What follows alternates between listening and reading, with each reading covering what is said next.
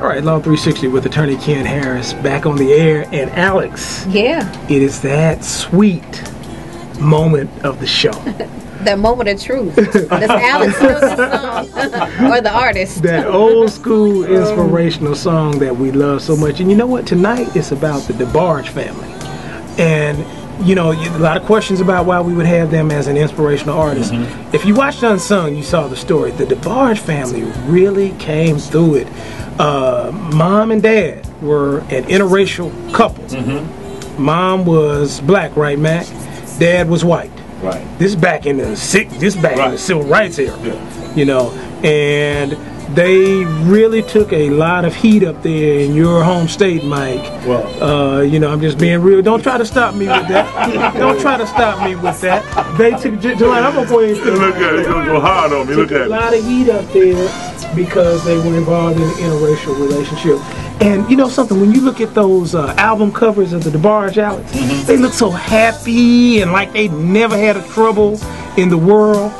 And when you hear their story, it was a house of horrors. It was. In their house, you know. I'm going to go ahead and lay it out for you because you was on me so hard. Yeah. They're originally from Detroit. They later moved to Grand Rapids, Michigan, just to let it. But I want to tell you something about them, you know, real quick in recent years, because to know the Debarge family, that means that Tupac Shakur, these are the people that have sampled their records, just some of them. I can't say them all, but Tupac Shakur, I Ain't Mad At You, Mary J. Blige, Backstreet, Boys to Men, Patti LaBelle, Rich Boy, throw some D's on it. In fact, your man Greg, you know, that was his record. He won an award for that. He'll talk when we have Greg on.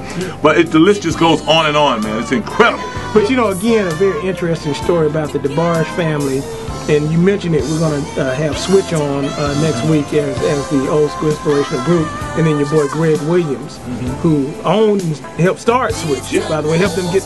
brand along with, you know, the Debarges. And your guy that you mentioned, his name is Philip Ingram. That was James Ingram's brother. Believe it or not. Yeah, all in that group, man. Brother was in Switch. I believe. So a lot of our old school listeners, you young folks out there might not know too much about that, but our old school folks definitely know about the Debarge family. And we mentioned some of that abuse in the household. You know, it was mental, emotional, and there were some allegations that there may have been some sexual abuse in the household, but it ended up in a very tragic circumstance where the Debarge family was just riddled with drug abuse.